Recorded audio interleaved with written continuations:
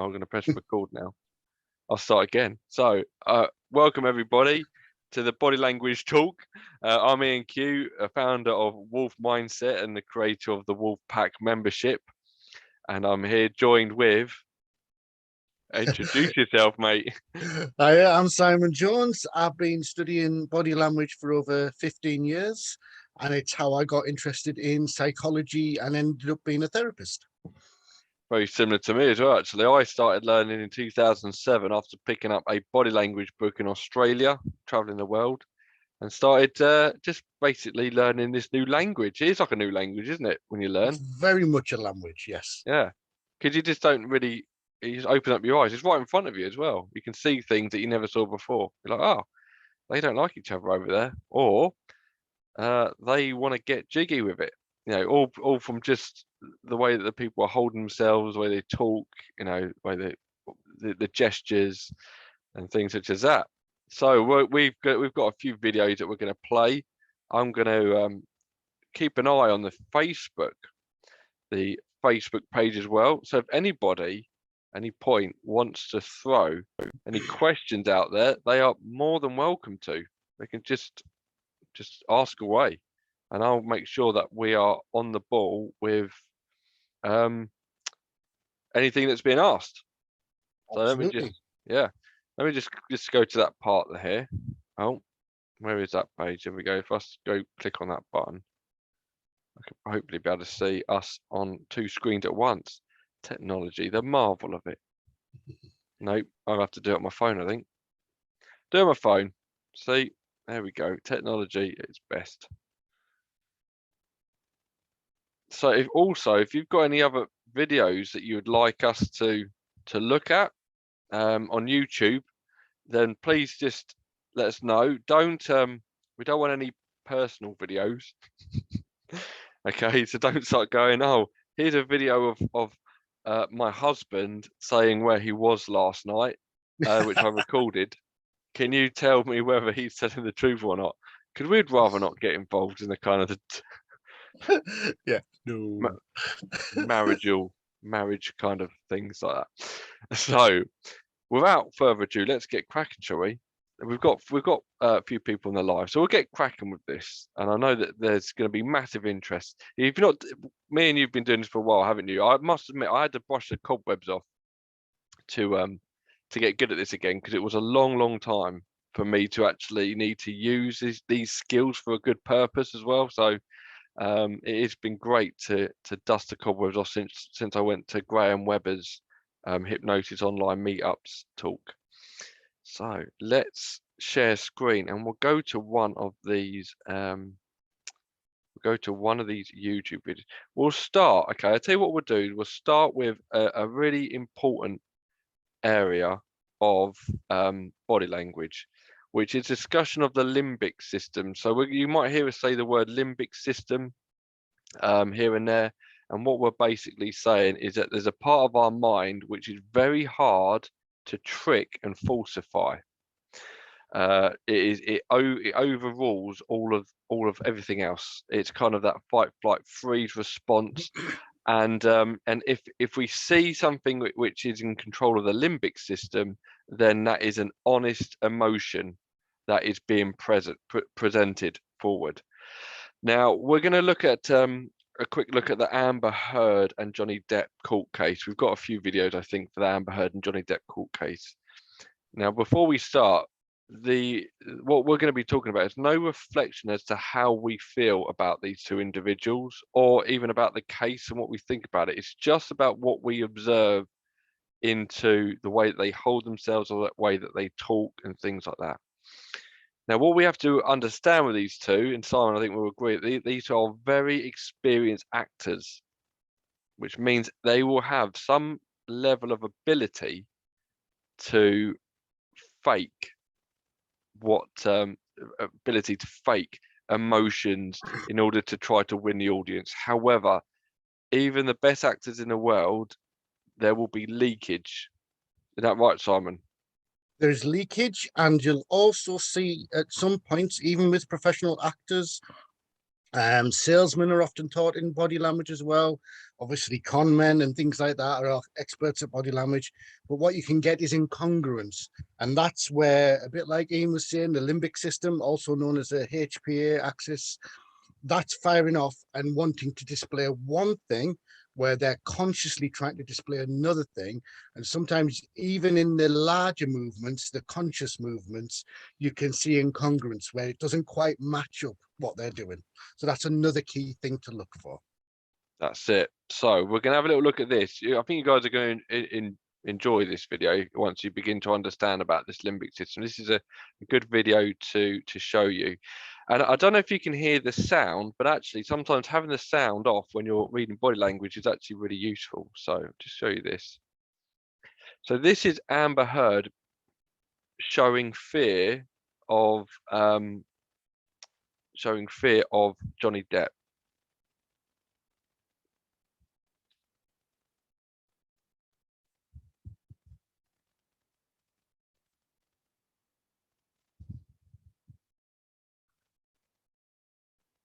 They're all just standing and waiting to be excused here. Yeah. So that's all that's happening. What we really want you to see is what happens in just a moment.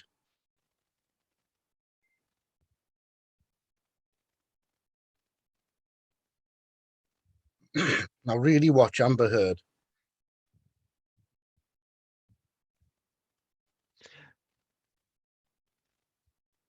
Right. So let's break this down. Let's break this down. So we've got people that are just trying to find our talk at the moment. So people just finding it and jumping on now. I think because we got the event and everyone's like, where is it then? So Yeah. if you look at what's gone on here, Amber Heard has shown an attempt to look scared. So look, she knows where Johnny Depp is. Johnny Depp isn't far away at this point. So you would expect some kind of fear response throughout this. She'd picked up a bottle of water. That was a very exaggerated pick up bottle of water as well. She would have been able to know where Johnny Depp is and seen him early, and the response. I know about there. I know it looks like it's a quick response, but if you ever seen anything go past your feet, especially she's seen him there. Look, she's seen him there, and she waits to there for the reaction, and then that step back. So there's a couple of things to discuss here. One is a real fear response is a lot faster than that. That might seem fast, but if you've ever seen anything run past your feet at speed, you go, didn't you? And you try and wipe it off you. Okay, didn't you, Simon? It's quick. You If you ever do. get, if you That's get a good. That's a good. But yeah, yeah, it doesn't matter whether something running something past your flies feet, something near flies your near your feet. eyes. You jump Yeah. back. A loud bang. You react, and then you try and figure out what it is. Yeah. So in a genuine fear response, you react and then figure out. You don't figure out and then react. Yeah. So that's a key thing to look out for. So that wasn't a limbic response, I would say, in my opinion. That is because I think at this point, and there's a lot of things in the trial which isn't going away. So she's looking, I think, to attempt to show fear of somebody. Now, in the context of it as well, she probably knows that Johnny Depp in a courtroom isn't going to be doing things like that, anything crazy. So it just adds to this act. And also you've got three responses, and the first one is freeze, is often that the brain will go to. So normally you go, and she kind of acts as free and then takes a few steps back. So it's quite quickly gone to the second response. I think that's too quick to go into the second response too. I think you'd be frozen on the spot automatically before that limbic brain says, this isn't working, go to the next one. Yeah. I think that's pretty much spot on. Some people go straight to flight. But again, that would have been a much quicker reaction. Exactly. Do you want to watch it again? Let's watch that little bit as we watch it again so anyone can spot that. Yeah. Seen him there, and then yeah. I think it helped when you did it just slowly, because I think it helped really see, because sometimes, and especially with body language, you don't have long to see these things. Practice is key in getting good at body language, because these are usually split seconds or only 1 or 2 second events. And if you miss it, you've missed it. That's So I it. think it's helpful showing frame by frame sometimes. So when you're learning this stuff off me and Ian, you can really see what we're talking about. So let's, if anybody again has got any other videos, let us know. I've got the live up here. So just give us a shout. I've got some people laughing. It's more than likely to do with my flight response. Outstanding acting skills yourself, Ian. Great, wasn't it? It was Fantastic. fantastic. Okay. Oscar, here you come. I know. Too right. All right, let me get rid of this YouTube video. Let me see. So we've got a few other Johnny Depp ones. Should we do another Johnny Depp one then? This one's quite long though, Simon. You sent me one earlier. It was 23 minutes long. Have you got a specific area which you know is good to look at on that one? Well, I picked that one because there's just various areas to look at. But essentially, what it shows throughout the whole thing, and we can always pass on this link to other people so they can watch the whole thing in their own time, is just look at the different things that they give away. Now, with men and women, they generally, this is a big generalization, but with men and women, they tend to lie in a different way. So men will lie simply. So why didn't you answer your phone? My phone was flat, or I had the ringer on silent, or something like that. Women will be much more elaborate with their lies. So why didn't you ring? Well, I met my friend Barbara, and then we went for a coffee. We were in the cafe. It was really noisy. We were talking about Tom and and so on and so forth. And to be fair, a lot of husbands by this point have already switched off. Exactly. But the way men and women lie is different. So when you're looking for a lie, gender does actually play a part, and it's worth looking for the differences. Are they making things too simple if it's a man, and are they over explaining and giving too much detail, and especially superfluous detail that's not related to the point if it's a woman? This is also good to watch because you can start to see what somebody looks like when they're telling the truth, because he gets asked some questions here. I think I'd watched the first couple of minutes. He gets asked questions about his career. So I'm going to press play and talk. That was a good baseline. So yeah, so you can start understanding someone's baseline. But I'd like to first talk about. So I'm just turning that down. You don't have to hear everything that's being spoken about. How you ended up acting in the first place. Right, so it's just been asked how he started acting in the first place. So if you're wanting to see whether somebody's going to lie to you or not, a good question would be just talking to him about something they've got absolutely no reason to tell lies about. He's got no reason to lie. So here you can actually start learning what is Johnny Depp like when he's going to tell you a story that is completely true, but he's got no reason to lie. I ended up acting by accident.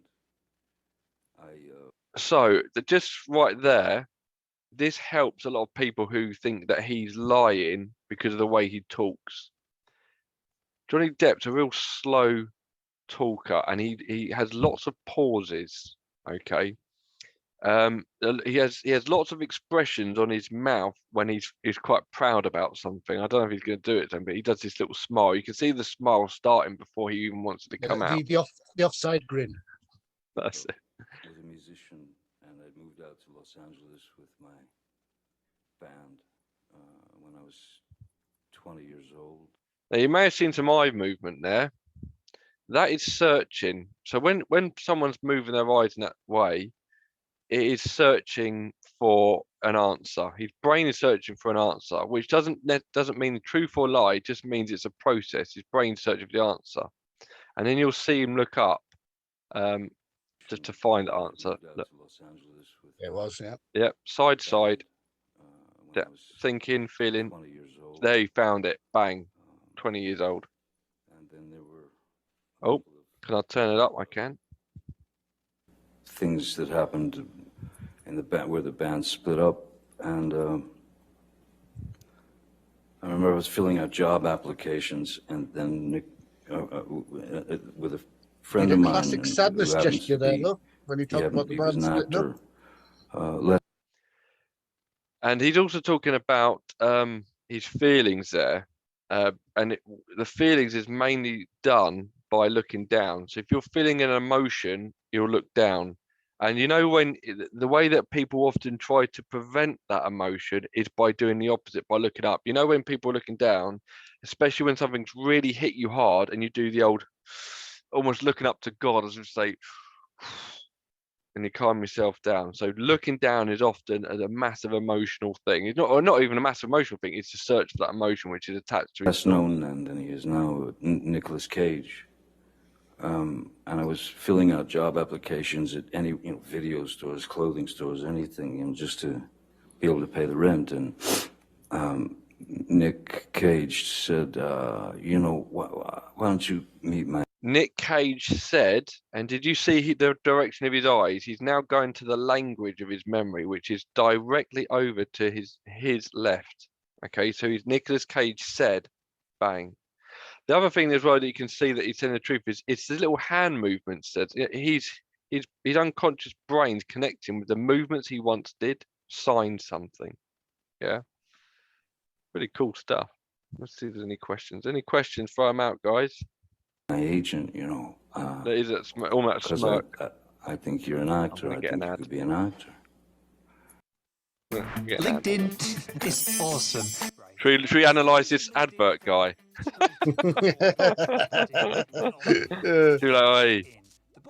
Yeah. See, okay, this advert guy. So bounces.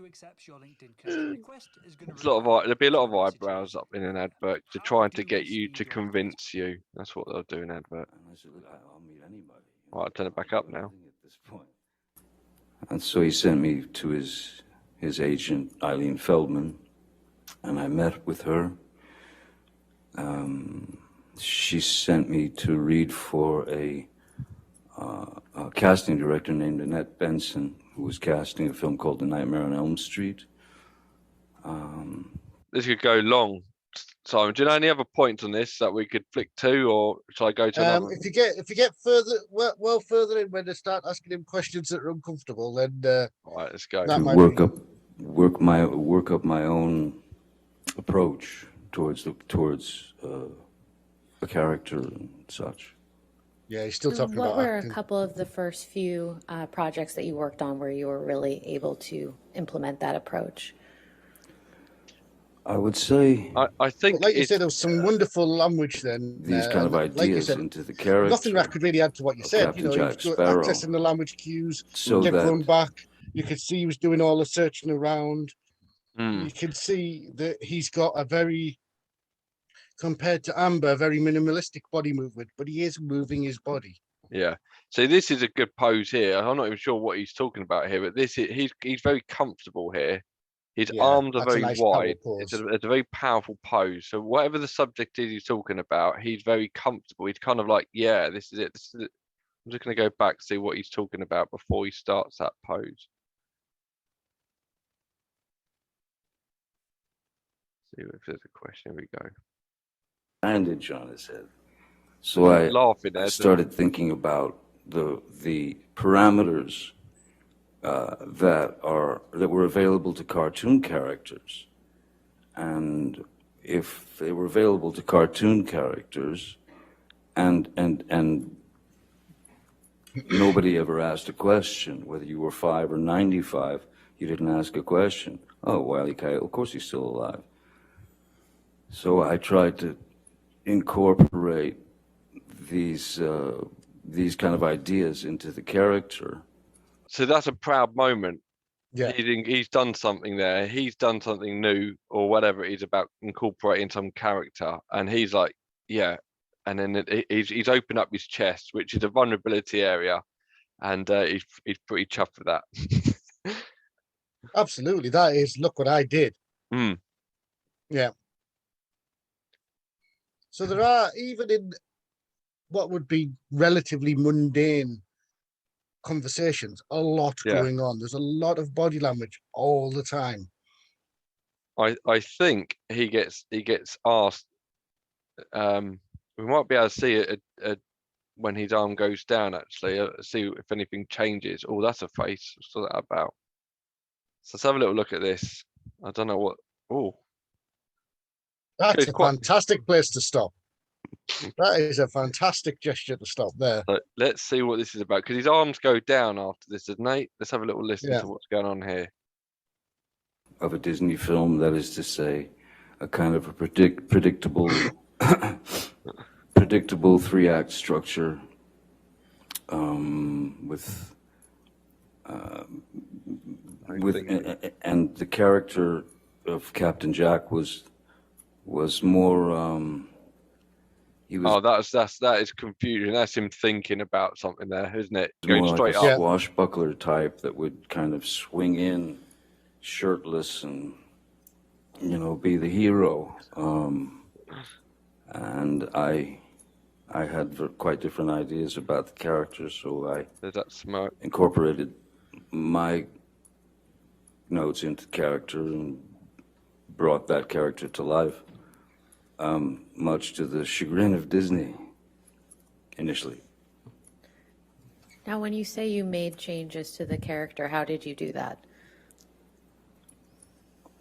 Just, you know, in preparation, you know, the very same way that I've ever approached any character. You look for a back history. You base it on, you know, it could be anything. Like Edward Scissorhands, for example, was I based on a dog that I'd had, and Cool. Well, enough talk, didn't he? So Yeah, basically, that he just didn't know how to answer that question, did he? Lots of stuttering, didn't he? I think he's probably thinking about something else that's going on along the lines to that question. I don't want to take all the glory for this or something, maybe. that's a really important point, though. When we're looking at body language, what people often forget is just because you see something signaled, it doesn't necessarily mean it's about the thing being talked about or the Yeah, event happening at the time. Their mind can be elsewhere and on other subject matters, and that's what you might be seeing presented. yeah. So it's important that you don't always equate a body language set of signals to that specific incident that's happening at that moment, because it And might be unrelated. Yeah, because also you might find body language which shows guilt or shame or anger or disgust with micro expressions. However, the context of it, you're never really going to know what's going on in their mind, because they might be disgusted, not because they're disgusted at their behavior. They might be disgusted that you've asked a question. They might be disgusted at the facts that they didn't know about. So it's all of the different things that you've got to have a cluster, more than one or two things, three things that join together to make you know that what you are seeing is in relation to the evidence that's provided or that question. Because, you know, for instance, a classic one is scratch your nose. Some people got itchy noses, and when you think about itchy your nose, you can't stop itching it. But that doesn't necessarily mean somebody is lying. The old Pinocchio effect. It just means I might have a scratchy nose. But if you put that in with something else, it's very strong. Right. I don't know if he gets asked any difficult questions on this. I think it's his. Oh, what's he thinking about there? So yeah, that's a good consideration. Pause. being able to, it's not like you become that person, but if you know that character, That's him being the character, Yeah, it's him switching. switching. Right, I'm gonna. Oh, my laptop's Hit crashed. that one because I think that you've Yeah. got most I of think the I think I different think stuff out there. he's pretty much just chatting, isn't he, about his life Yeah, and some gestures. He does his eyebrows a lot, which has got some a little bit to it. So let me just see if I click that. Does that go to the next video? But it does looking as at the well. Avengers at the moment. Do you want to look at the Avengers? This one, I Yeah, got let's this look one at the earlier. Avengers. This one is quite funny. So let's watch this one. Hopefully that comes through. Right, that is not a real laugh. Okay, when she laughs, a real laugh will increase the lines of the eyes. Okay, he's not doing a real laugh either. This is play. This is Yeah. play. This isn't real happiness. The- Right, she pushed it up there Intimidating at at first, the end. mostly because this is where it it all began for me was on this film. We filmed this before Captain Marvel. So I was So just look at the body language. So I mean, it can be comfortable to sit like this. Of course it can, but you've got two actors. His arm is a barrier right across his leg here, and his leg is facing this way. Chris Hemsworth, he hasn't got, his shoulder is up. His leg is out away from her, and he's got his hand in between his legs, and she's got her hand in between her legs. Now, three I think people Chris sit is in a actually specific way. Go on. I think Chris is actually doing the classic figure of forelock Yeah, from body language, where he's actually holding onto his leg with one of his hands, but you can't see it because it's below camera. And that's a really American gesture, a really defensive. That's how it's like a cross leg for women, the figure of forelock for men. yeah. Plus the That's it. hands go across the body. But I just don't. Yeah, he's just that. It's not looking good for this. It's a Brie, is it? Yeah. It's not looking good. It's not Larson? looking good for her. It's not looking good for her at all. Now he is carefully listening to her language, and feeling and seeing and listening and seeing what he thinks about it. So I was figuring out this character, but very much in the dark because there was no script to read. There wasn't even, it wasn't all flushed out yet with the Captain Marvel solo film either. So so I'm just seeing that. Look at Chris Hemsworth. I didn't get a chance to look at his face, but look at Chris Hemsworth's eyes just now. Look. Out yet with the Captain Marvel solo film. He's going. I'm not sure about that. Really? He's thinking. Yeah. I'll see what the Out yet with the Captain Marvel solo film either. So it was just kind of finding out. he is doing very small yeses, but he's looking up to find out whether he can picture something, whether that's right or not. But he hasn't given much away on that bit. Our way, but it was a good group of people to figure His face. it out. Look at that tight lip Right, gesture. guys? Yeah. Isn't it fun being there for all my extra takes? Grind you up. Oh, so God, there's so much going on in this one, isn't there? There's loads going on in this one. It was So look at this. beautiful video. So this is her. She's trying to be playful. She's That's a going to great way to start with. Look at his face there. yeah. Look at Don Cheadle's face there. She's trying to go into this childlike behavior in order to get, I don't know, some kind of let's work together here. He is having none of it. Look, Yeah. Isn't it fun being there for all my extra takes? Grind you up. The apprenticeship. right. So you I don't you know. might think that he's playing along there, but there are a couple of things which show discomfort. Or it shows real discomfort. It's his limbic system reactions here. One, look at how many times he blinks, and the other thing is look at his left shoulder and what it does. Okay, when she does after that playful thing. Apprenticeship. I don't feel like she I actually took over. learned anything. Don, Oh, what was no, it like didn't when go somebody back new far. comes in? Being there for all my extra takes. Grind Blink, you blink, up. blink. The apprenticeship. Blink, blink, I blink. don't feel like I Left actually shoulder learned up. Don, what was it like when somebody new? That is not someone who's comfortable with playing jokes with her. The discomfort there was just brilliant. Beautiful example. Mm. So I just thought I'd turn the volume down.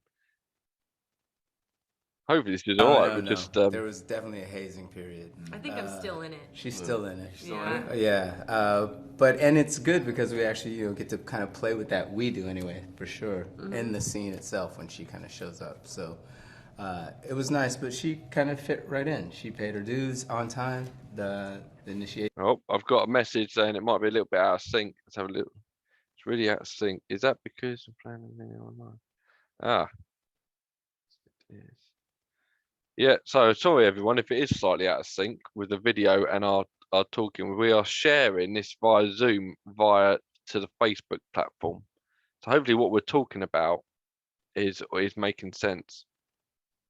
So if it is making sense, can you do a little thumbs up on the Facebook Live if what we're saying is making sense? Otherwise, What we'll do is we'll break it down a little bit more about what Precise was showing rather than just referencing the video as well. So yeah. we can make sure people can follow along. Yeah. Plus, it's always good to look at Chris Hemsworth. It's a good looking bloke, isn't he? Just like me, really. It's just. Absolutely, I'm absolutely. his body double in the new Thor. Let's be Is it the new generous. Keira Knightley? Hold a handstand for 5 seconds. All right, he gets told to do some What? hands. I mean, Whatever you call that skill. Stunt. Handstandy, man. Circusy. And then, but now I've told you, it doesn't make me look cool, does it? oh, so that's kind of I'm not sure I trust what you're saying here. Yeah. She does a lot of over the top facial expressions a bit. You know that I don't actually do it. There you go. So you don't do. I do this all my is the thing. stunts. I did my stunts because I thought that that's Oh, what everyone beautiful. did. There. Good Tom. Go on. Right. So, I mean, one of the things that you want to be looking for in any body language read is hands to head gestures. And one of the things she did there was touch her ear. Now, these are usually subtle gestures, just like that. And that's when you don't believe, either fully or partially, or you don't like what you're hearing. So when people go to the ears, like, oh, yeah, that sounds like a really good offer. What they're really saying is it sounds terrible. You know, so you want to be looking at hands to head gestures. As Ian said before, touching the nose, Pinocchio effect, that's commonly known as part of a cluster of other body languages that's indicative of lying. Hand to mouth is a self-soothing, or anything to a mouth when people chew on pens, pencils, things like that.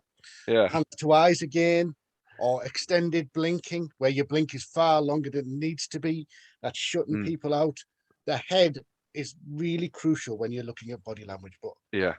that to the ears, that does nothing. It's not a scratch. It's not going to do anything constructive. That is just a pure body language signal. Exactly. So I tell you what else is important as well is I tell you, it's, if you've got kids, you'll understand this, and this is where it's easy for you to know where adults aren't telling the truth. Kids are over exaggerated. They're like, okay, or they don't like hearing something, or they don't like looking at something, or if you're watching a horror film, what happens? You put the pillow over your face and you sort of look over it and go, ah! Okay, it's all this over animated kind of behavior. So what we do as we grow older from these kids, from these big gestures, is we can't give the game away. So we still need to do it. We feel like we need to do it. It's not even a wanted response to do. It's kind of an Olympic, but it could just be this, or over blocking, or covering the mouth, and the mouth could be something that they don't like what they've said, or it could be stopping themselves from saying something that they don't. They're either stopping themselves from saying something because they know the other person's not going to like it, or they're not going to like what they're going to say. Thinking, if you're on your chin or you like that, Yeah, it can be thinking or it can be shush. So you've got to look at all the other. This is why we'll keep saying you've got to look at all the other gestures that go with it. Body language is like the spoken language. You can't understand it with just one word. look at this reporter. He's doing a good job here. Look at those eyebrows up. That is defense. That is, hey, it's all right. Yeah. So I just thought I'd flick through it, see if we can get something else from these guys. What do you reckon? Give this guy a go? Got together and everybody had a book. And everybody was going around like it was, the last day of high school. Okay, could you sign my book? Relax a bit here. And, new people were meeting each other. And that's the other thing about this. There's so many characters, and we're all coming in for this last sort of moment that there's all these new relationships being built. And, He pictured someone there. Get to come back. He's and thinking meet about against certain each other again. people. There's a real, I think, affection among the cast members, except for... No, this is terrible. Oh, well, there we go. Look. Oh, Is it like getting into a oh, he meant that as well. He meant that as well. That was brilliant. He meant that. So hopefully you're synced with us, but there's several things that he showed there. There was genuine enjoyment. He was showing his palms a lot while he was talking. Now, if people show their palms, they're usually being honest. That's why professional salesmen are told to fake that gesture of honesty and show their palms a lot. So palm gestures are usually honest, open. This is really what happened. You had genuine smiles. As Ian said before, you had the little crow's feet. If you want to know the name, this that makes you smile majorly is your zygmatic major. The bit you can't control, which makes your eyes smile, is your zygmatic minor. So if they're going, that's a genuine smile. Professional actors are told to fake it by doing a jock draw smile, which is kind of forces it up there, but it still looks. Yeah. So, and then following that was that beautiful part of genuineness, which I'll leave to Ian, because that is just brilliant, and I know he'll enjoy breaking that one down. So what bit am I breaking down? The the pointing. Well, that's a very childlike way of doing it, isn't it? But the thing is, that there's some truth It's the behind it. face with the pointing. We kind of Yeah. get to come back and meet each other again, see each other again. There's a real, I think, affection among the cast members, except for No, this is terrible. Yeah. Yeah, so he's meaning that because his face is just dropped emotion, isn't Is it? it like getting into And look at the nervous energy that shifted out of his body. That little shrug is that nervous energy shifting out of that body. So I've got a good question here from Katie Stevenson, Simon, and that is: what if somebody touches the top of their nose a lot? The top of their nose. Mm. It could, the problem with body language is you can't go with just one gesture. It could be part of a line gesture if it's kind of like that, because as Ian said, there's something called the Pinocchio effect. And all that is you can't actually see their nose getting bigger. But when people lie, you actually get the capillaries of the nose get more blood flow in them. And it does feel a little bit itchy and uncomfortable. So people kind of do this thing to try and self-soothe, to get rid of that uncomfortable feeling without being obvious. So depending on how they're touching their nose, depends on whether it's part of the line cluster or it's just an itchy nose, or they just have a nervous tick or something else is going on. This is why it's so important to look at what else is happening and not just pick one specific gesture and go, oh, they must be lying, or their arms are closed, they must be defensive. You need to see lots of gestures in a cluster, and you also you don't just go by the body language, you go by the words, the tonality, and information you already know. So body language is a holistic field. It's not just gestures, and it's certainly not an individual gesture. Hope That's that answers right. the question. Yeah, very, very good answer. So the other thing that I was going to mention when he did that pointing thing is pointing is quite often a rude gesture. It's often if you go into politics, you'll see politicians are trained to do this with their hands. Okay, so it's the thumb and finger pressed together, or all the fingers clustered together, and that's because if you do this to people, they won't take in the information, but they will feel like they don't like you. Okay, so you've got different levels of pointing. If you point like this, people won't like you. If you do this, people will think you're aggressive. So if you ever see like a camera and someone doing that, that is the one stage before it turns into this. Okay, so it's often that is kind of a very kind of a gesture which is say, right, I'm really happy to be able to do this to you because I don't respect you. Right. So he puts his lips over his teeth a lot in relation to her. So he's often that's almost a dislike. It's not. Well, if you normally tense your lips up over your teeth, it's normally a sign of aggression, because you're trying to protect your teeth. And his body is constantly turned away from her. So obviously she's laughing away and he's not finding it funny. Let's see what they're talking about. Is there any competition between the different sects, the different groups? There's no competition for me because I'm the strongest, so it's just kind of like a different. Oh, yeah, you let her think that, but yeah. It's not. So Chris, look at Like a different. look at Chris Hemsworth noise. Okay, so he's doing quite well actually because he's pretty corny. But look, if you look at his right shoulder, the right shoulder will shrug here.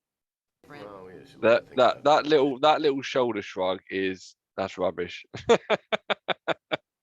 And now he's squeezing his shoulders together in that sort of playful way. It's a bit uncomfortable here now because he's gonna have to say something. It's not. As I've said before, it's not. It's just Oh, a fact. It's not a see. personal opinion. No, And it's no. not a reflection on what you can't do, but it is also kind of a reflection on all that you It's can't do. just that you're just not that strong. But she's really smart. Yeah.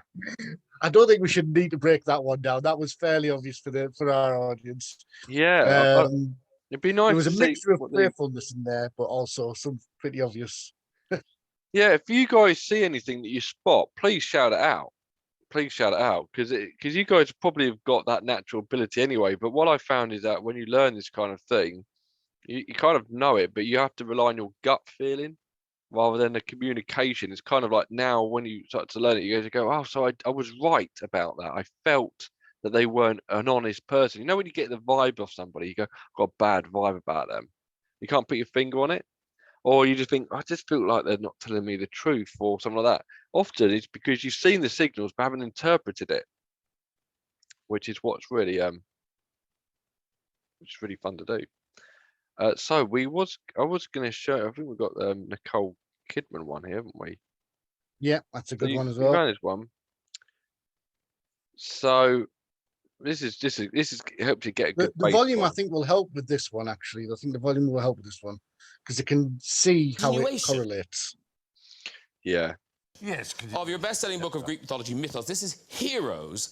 It's out now. And, I mean, the first one was such a huge hit. It was, wasn't it? It was a big surprise to me. I was delighted by it. I've always loved Greek myths, and I found myself a year and a half. So look at Stephen Fry. He's looking up to his top left. So he's going to probably talk about something where a place or people he's thinking about a memory, an image.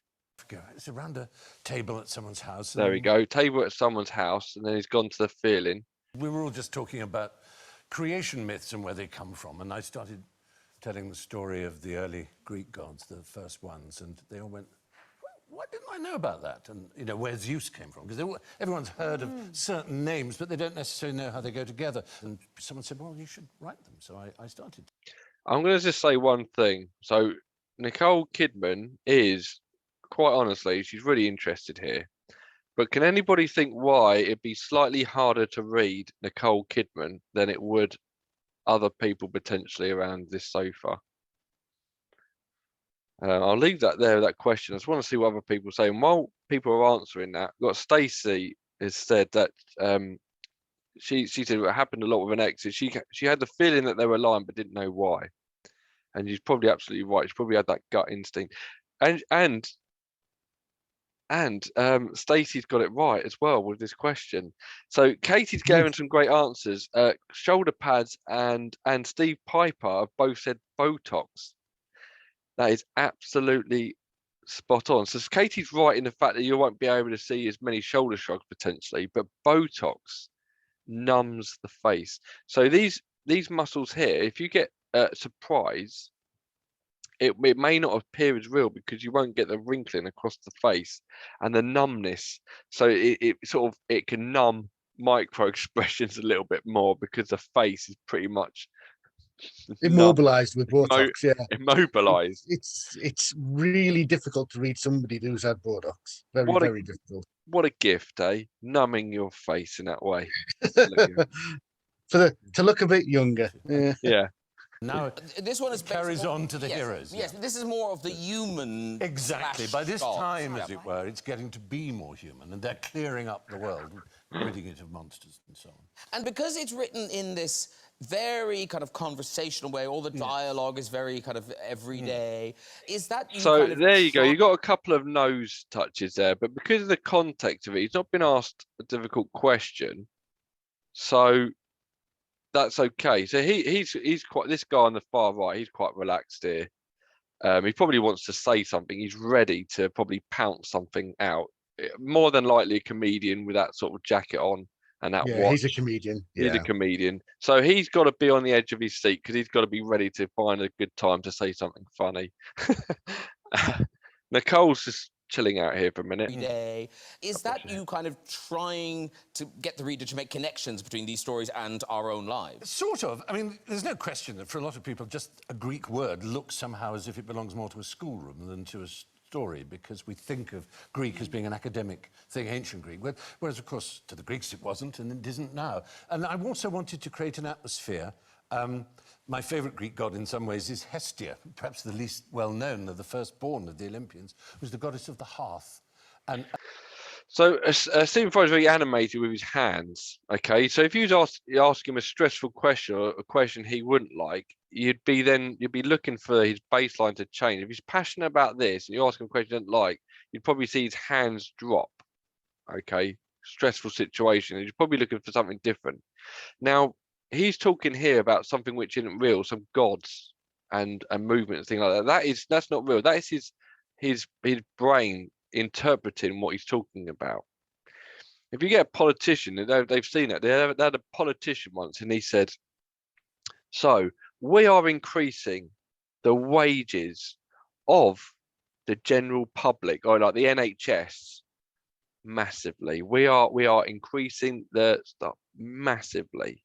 Okay, and they do this, and this is unconscious behaviour. Okay, so they're rest assured that their salaries will go up, and the MPs, we are getting a pay rise, but it's not as big.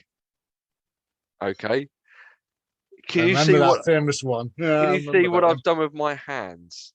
Okay, so this MP is saying they're getting a pay rise. This NHS getting a pay rise, but the MPs are only getting a small one. But his hands are contradicting what he's saying. Basically, he knows that the MP's pay rise is going to be massive. So we've got to look at things like that, the spatial anchors that the people use with their hands as well. And look at where his eyes was as he was doing the hand movements. He was creating that picture in front of him. Yeah. So Katie Stevens says, "Not as big, it's bloody massive." That's right. It is bloody massive. Yeah. So yeah. So when you're on a date and you ask that question, all right, look at what the hands do, because that will probably give you a more honest thing. Yes, yeah, it's huge. Yeah.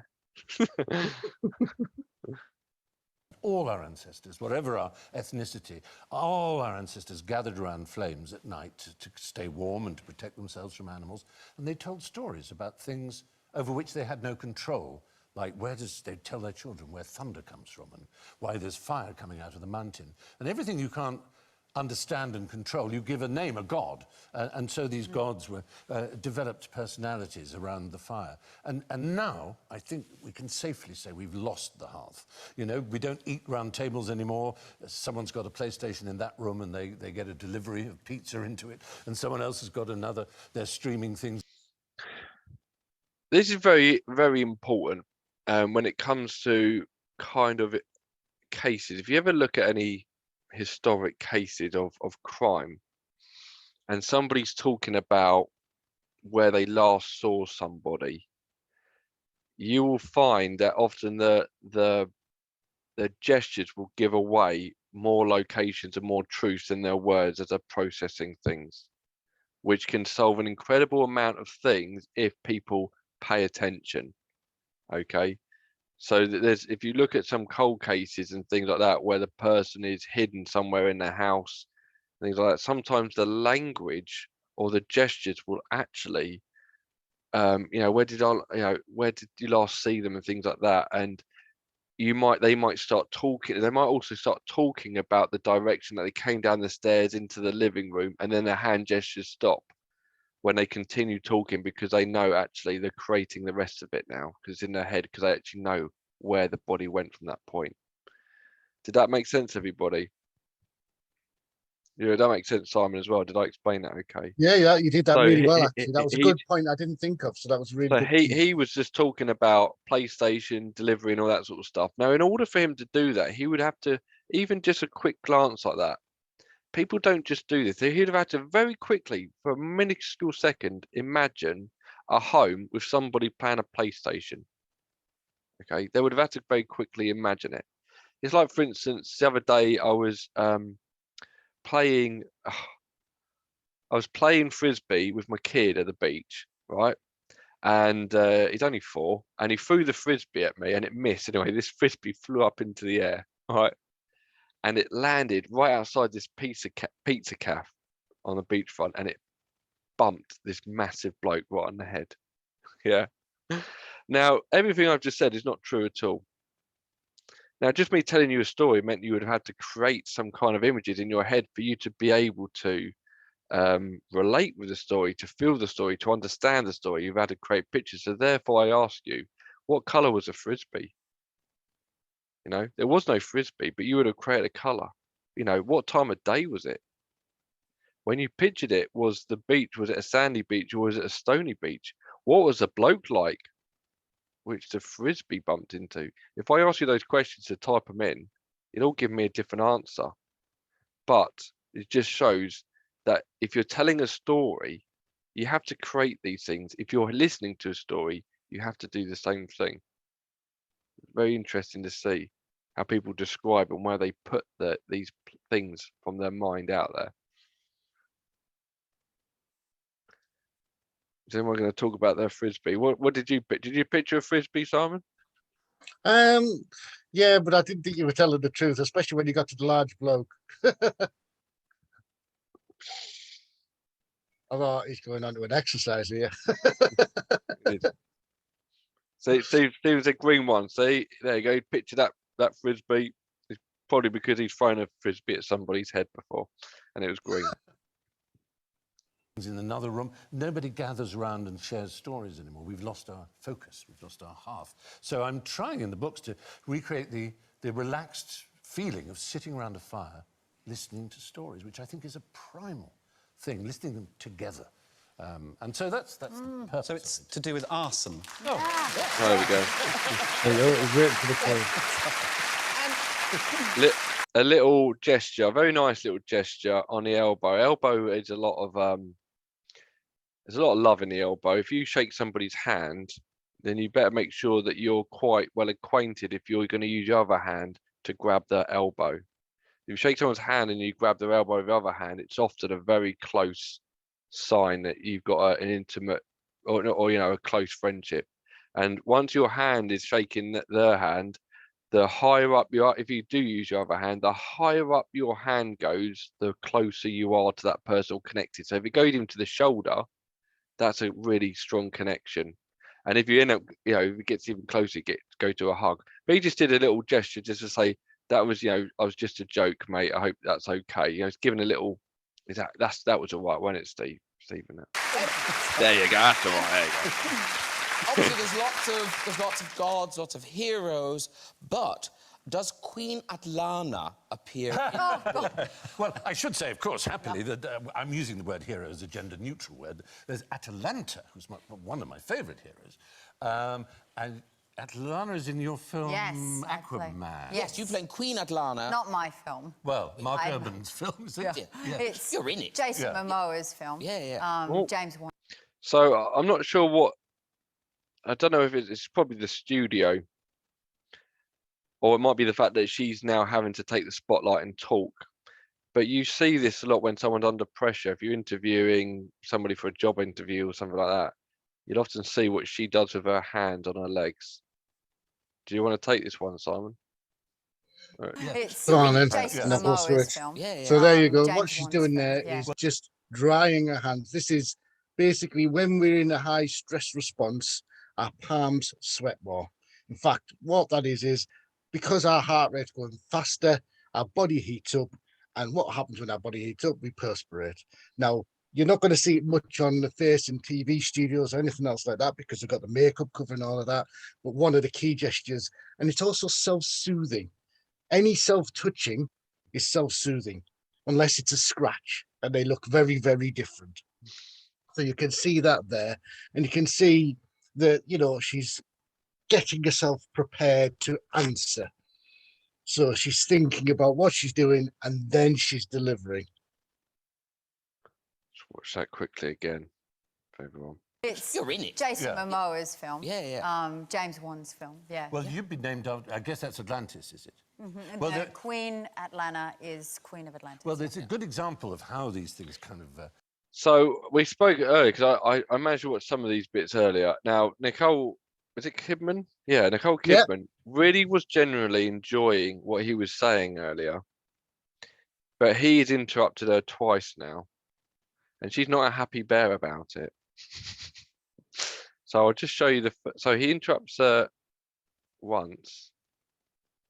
And she's kind of like side glance. It's my turn to speak. That's Atlantis, is it? Yeah. Well, And Queen Atlanta is Queen of Atlantis. Well, there's a Leaning good slightly example of away, how and these that things come. that closing of the lips is I'm going to hold my tongue.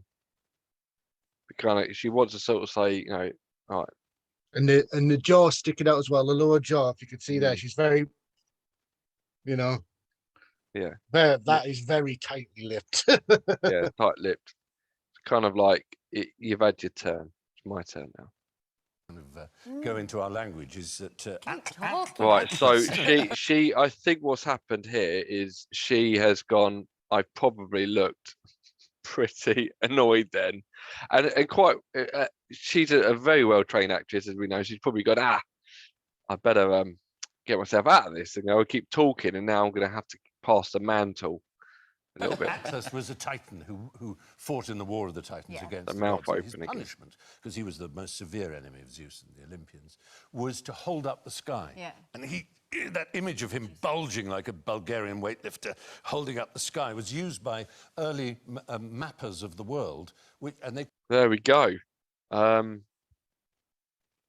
That's it, I think. Do you want us to leave it there? That's all the major body languages in that one. But there's some really good stuff in that showed how well. Mind you, I will add, going back to Ian's point of the double-handed handshake, only do that at all. It's actually called a politician's handshake because if you do it and you haven't got a personal connection, not only will people not feel warmly, they'll feel the very opposite. Don't ever double handshake, because what you're doing there is controlling somebody's hand. So unless you've got a connection of any sort, just do a one-handed handshake. Never do a double. There's only one other time you're allowed to do it. Okay, one other time, and that is if somebody comes along to you and gives you an upper hand handshake and they are not your boss, all right? Let the boss have the upper hand. Okay, because literally the upper hand, and they come to shake your hand, then basically they're saying I'm superior to you. So they get your hand and they want to be on top and you to be on bottom. So the way to correct that, if you want to, at your own risk of them thinking, oh, and to even things up, is to then get your hand underneath, straighten it, and shake both hands, so that they should then start thinking, actually, maybe we are equal in this conversation or whatever's going on. Another way of doing it is just to step to the side, because it forces their hand to go that way. Yeah. So it's a simpler way that's less obvious if you're not quite sure, or if they're a really big bloke, just step to the side and it will force their hand to go up as well. Yeah. Make it obvious. Do it. Make it obvious, yeah. Just really let them know they're in the place. Yeah. Exactly. Right. So I think we've talked for an hour, bang on an hour. So I think we'll open it into questions, shall we, Simon? Unless anybody's got any video. It's only on yours, I'm afraid. So Yeah, I haven't even got it on mine, mate. I've got it on my phone. So oh, right. Oh, well. I've got my phone down here. That's why I've been looking down here. Everyone's thinking I'll scratch my nose, oh dear. So if anyone's got any questions, throw it out. Any body language things you want to know, or any videos you want us to quickly look at, we're happy to.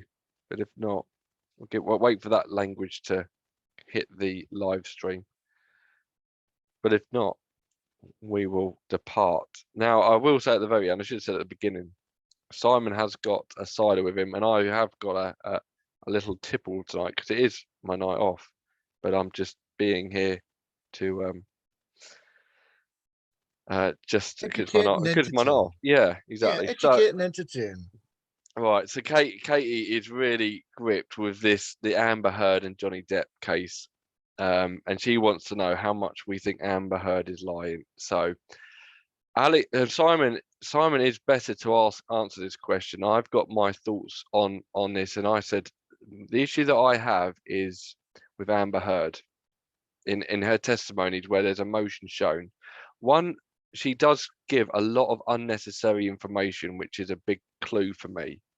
But the other thing that I struggle with in relation to discovering it is, if as a victim, as someone who's a victim in a court case and things like that, it is really tiring to hold that level of emotion for that long when talking about the background of it, not just the offence. You know, we're talking about the whole of it, and she is constantly showing this high emotion. Now, the difficulty I find is that if that is she's conveying this high level of emotion, and the difficulty I find is if she is telling the truth, she is doing it behind this actress. She's doing a lot of acting. Okay, a lot of the things aren't congruent with what she is saying. So therefore, it's hard to test whether she's telling the truth because she's not doing it as Amber Heard. She's doing it as a character. Does that make sense? She's kind of rehearsed this kind of how I need to be in the box, and this is what I'm going to say. And again, this is just opinion. It's just my opinion. This is just what I'm thinking. All right, so I don't want any Amber Heard people after me, like some lawyer knocking on my door. And the other thing is, she does do clusters of deceit, which is rubbing of the nose and the language that she uses and things such as that, which doesn't help her case. I do think some of it is true, but I think the trouble is it's hard to find some truths behind this in this act. And when you look at behind the scenes as well, she's had to sack her PR company as well. She wants to sack her lawyers and things like that, and it's all to do with public. They're trying to do it for the public vote almost. So that's what it kind of feels like. She's trying to win back this public vote, where Johnny Depp is kind of baselined it throughout the same. It's kind of been that's actually a really good overview. And that's part of the problem when you got two professional actors or actresses, is they can fake body language well. That's their job. But in Amber Heard's case, she's over animate, so she's over expressionate, so it looks disingenuous. So whether she's lying or covering up or just trying to show an act to portray an image, it doesn't look genuine. And the problem with when it doesn't look genuine, people just assume liar or fake. They don't think she's just trying to present a caricature or a caricature, basically. And that's essentially what a lot happens. And you see what we said right at the beginning, that incongruence, even in the major body language, where the feeling wants to portray one thing and she's consciously trying to portray another thing. And because it's jarring, even if you don't know body language, you feel like it doesn't feel right. When somebody's not being sincere and congruent with themselves, it feels wrong. Even without knowing body language, it feels wrong. And women especially notice it more than men. They did a study with fMRI, and between 3 to 5 times more of the brain light up in women than men when it comes to reading and interpreting body language. So the women, you can claim top trumps when it comes to natural ability. That's why, you might have a dinner party and the wife would be going, "Did you see them?" And look, they fall out, and the boat goes, "Huh?" It's because women naturally do have more natural talent in body language than men. Yeah. But it's insincere. So is she lying? Possibly, but there's no way of knowing because of the details. But there is a lot of limbic responses which indicate that there's certainly untruth in there. Yeah. But saying that, Johnny has shown some as well. Yeah. Not as much as Amber, but he has looks like both of them have been less than truthful, but Amber looks more untruthful. I think that's about as far as we can. Yeah, I think if I'm honest, I think if someone said, right, can you analyze this 30-second or 45-second clip, I'd be able to say what's probably going on in her mind at the moment. Is she going visual? Is she creating it, or is she remembering it? Is there emotions attached to her? Is it congruent? Does it stay at the same baseline as she's telling the story with her hands? I'll tell you something else that makes it easy or hard, and that's a style of questions that are asked. If she can go and tell her version of events, then it's very hard to break down what's the truth and what isn't. If she's able to tell you details, which a lot of it can be true, and there can be minuscule parts which are a lie, and you've got to spot them throughout the story, which a lot of it could be true. This is what lies want to do. They want to give you a story which at least the majority is true. They find it very hard if they got to create a whole story about where they were and who they was with. That gets really stressful on the body. So they're going to try and make it as truthful as possible and make the small part of it a lie. Now you need a good interview style question to knuckle down on that area, as in the assault, and make it almost a yes no answer. Did you do this? And at that point, there is no deviations in relation to the story. That's the question you've got to answer. And that is where you're going to get a massive amount of stress. Now, a couple of things are going to happen. They'll either tell the truth, or if they lie directly, they're going to have a massive limbic system response, which is going to really kick them in the arse, make them feel awful. So you're going to see this leakage. Or the other option is what you'll see is they'll answer, and everyone will hear the answer, but they won't have actually answered the question. They'll do a deflection, and they'll say, I am not the sort of person that would do something like that. And you go, well, actually, you didn't actually answer the question. The answer was yes or no. You're not the sort of person. Or how dare you accuse me of something like that? Or listen, I've been bad loads of times in my life, but assault, that sounds like something in the movies. Just some kind of answer which doesn't answer. Therefore, she doesn't have to feel that she hasn't actually lied. She's just given an answer which doesn't answer the question. Okay. Yeah. It's So like that you need a politicians good redirect. you need a good interview questions. You need a good interviewer. These lawyers should be getting down to that nitty gritty, to the point, not about the carpet and outfill and how dirty it was, which I heard at some point she was talking about. That's irrelevant. Okay, if you get somebody, you ask a question and they waffle on about ages, that's a massive deflection. It'll bore your mind until you go next question, and they get away with that answer. So before I've got another question here. So Kirsty, the awesome Kirsty, there's awesome people on here tonight as well, haven't we? All of you are great. So we've got body language question as such. How do you start learning this? And I'd love to learn more about it. Are there courses you can take, books, etc.? So there are many books Loads. you can read. You've got to be careful with them. Some of them are from people who have no real experience in body language field. They just write books and get money on Amazon. But there's good ones to start off with. Alan and Barbara Peace are always a good ones to start with, and they've been around for decades, and they're mainly body language experts. That's a main field. You got Joe Navarro, but some of the stuff he said, I spoke to another body language expert. They're slightly controversial, but he's an FBI agent. So if you're more into the sort of the detective response side, that's a good place to start. Micro Expressions by Dr. Paul Ekman. He is the founder of Micro Expressions. We've all got 7. They are bloody hard to spot. I'm not a massive fan of them. I did spot one the other day on Making a Murderer. One of the prosecutors he did discuss. But we've all got these micro expressions. They last 1/15 of a second. So you can have contempt. Really, really quick. Like Yeah. Disgust. Surprise. Sadness. But they'll last really quickly. So it's not like you can't fake it. That's the main point. Is you can't fake it because it's like a reflex. It's a reflex or something when they go, and it's so fast you can't even fake it. I can't. Yeah, that's why Paul Ekman created the fax system, which is basically a computer program.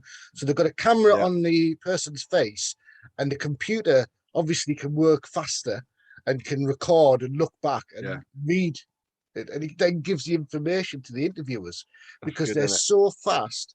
A human person can't spot them all. There's just too many happening too fast.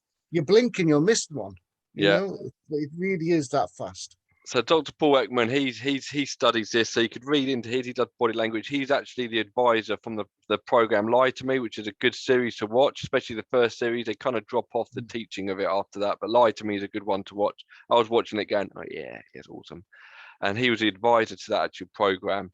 So those are the books, loads of stuff on YouTube. It's getting quite hot at the moment, this body language stuff. It's really great because I've been doing it since 2007. You've been doing it for just as long, haven't you, Simon? Yeah.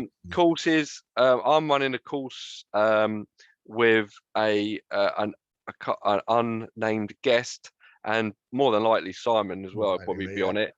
Later on this year within the Wolf Pack, and we're going to do a live course probably either at the end of the year or in the new year, where we're just going to basically show you, and again, practice and practice and practice and practice. But bear in So- mind, body language is a lot about practice. Mm. You're not going to be yes, we can teach you and give you all the skills and the knowledge.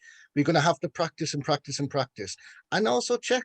You can have fun with people, Yeah, providing they agree, and just basically try and say, look, I'm learning body language. I'm going to ask you different I'm gonna questions. watch Just you. tell me if I was right or not. yeah. You know, you were thinking that, you were feeling this, you were doing that.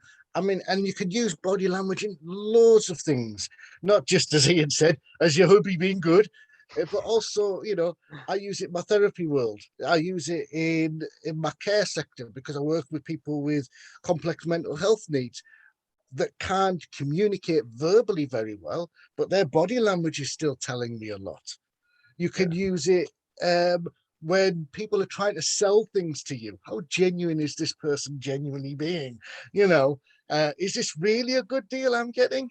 You know, you can use body language in your day-to-day life for so many things. It's such a powerful tool. And when you really start getting into this, and once you get a flavor of it, I think most people get a love for it. It's fascinating, isn't it? It is truly, truly fascinating. You'll use it. I mean, I use it almost every day because it is truly fascinating, especially with anybody because you'll get that sense, as Ian said, where something just doesn't feel right. If you ever get that sense, once you've got those body language skills, because we're men and we're not as bright as the women, for me personally, I switch on and then I start really looking at somebody, because there's looking at somebody and then there's body language looking at somebody. I have an on-off switch. I don't read things all the time. It's tiring, it's really tiring. But when it's on, if someone says, right, can you read the room? I can have a look. But the other thing to do is one of the quickest way to learn it is to know what you do yourself. If you feel uncomfortable or you're going to tell someone a pull key, notice what you do and the way you talk. Notice, especially your language. Your language will change so you don't feel so bad. Little white lies, you know, things that you do. Or, you know, if you're not happy with something you're talking about, eyebrow goes up. Yeah. Or just notice what you do when you're uncomfortable. Notice what you do when you are comfortable, how your arms open more, that you expose more of your body and things like that. It's the quickest way to learn body language as well is break it down into two. I mean, there's a lot more, but simplicity is, are they comfortable or are they uncomfortable? Because when you start noticing as well, you can really help people when they come to a party and they're rubbing their arm or they're protecting their stomach with a handbag, or, you know, things like that. You can go, oh, they're uncomfortable. I'm just going to go over there, make sure that I can introduce them to a few people just to get them relaxed. Yeah. Or you go to a bar and there's 6 people all around and you can see whose feet are pointing at who, as in who likes who the most, who wants to be with who, or who's about to kick off. We've all been to a pub where you go, oh, someone's going to fight in here. I can feel it, you know, as you've seen something. Yeah, you've seen something. So it's really fun to learn. Any more questions before we skedaddle? So let me just check. It's not answering a lot, don't you? Yeah, so Katie said she's not answering a lot directly at all today. Lots of diversions and distractions. Kirsty's gonna to join our course. Fantastic. We can always deal with some good people in the wolf pack. Absolutely. We've got about 12 to 15. I mean, including you, Simon, and Graham, and things like that. I think we've got like 15 people in there. Fantastic community we got going on. And yesterday we were doing parts and things like that, and everyone's hands were coming together. Like, oh, it's so cool. Katie, where did you guys learn? I can answer that. I picked up a body language book in Australia. I spent 6 months reading people. And because I was basically drinking my way around the world, which is actually what I was doing, I got to, and it was me and my mate Dave were traveling around the world. I picked up body language and I studied it all day, every day. And I'm not really great at reading. I'm a very visual learner, but this book I couldn't put down. And every day in every country I went to, Thailand, Kuala Lumpur, Australia, New Zealand, America, all these other places, I just basically stared at people. You know, whether it's at the beach, whether it's around the pool, whether it's in a bar, whether it's going out to the shops, just did it. And because I didn't have any distractions with work, I spent 6 months doing it. I got quite good at it. What about yourself, Simon? Well, I was one of those salesmen I keep telling you to watch out for. So I got taught it as part of my role in selling. So I got taught how to read body language, how to see if people were interested, how to do matching and mirroring, which is a sales technique, how to open people up who are feeling defensive, how to basically sell things to people who had no intention of buying when they first walked in. So I got taught body language as part of my role, and then it was my job to literally practice it to sell stuff to people. You horrible person. I was that person. You're I'm not loved sorry. anymore, Simon. Get off. I'm sorry. I was that person. And then from there, I really got interested in body language, and my studies went further on. And I watched books, educational videos, training videos, everything and anything I could get my hands on. I watched, read, or studied. And obviously, a bit like Ian, I did a load of people watching. Although I didn't quite stare at them, I wasn't as brave as Ian, but I did watch them as subtly as I could, kind of thing. Yeah, they look fine. So I did a lot of that as well, but I started in it because it was basically my job, and then I built on it from there. So It's definitely worth doing it. If you're the sort of person that likes to go to places like, say, for instance, Paris and drink coffee on the street, and you say, I just love watching people, it's definitely for you. If you just like watching people, get along in their world, it's definitely an area for you. If you're not fast, then I wouldn't bother. If you love that kind of thing. So Stacey said that's made me think about dating. What's made you think about dating, Stacey? Is it seeing me looking awesome online, I hope. what I can tell you is men's flirting gestures are Mine's useless. way less than women's. Women have a whole plethora of flirting gestures. Men, we just tend to point to our crotch a lot. Yeah, Put out our chest, put our shoulders back.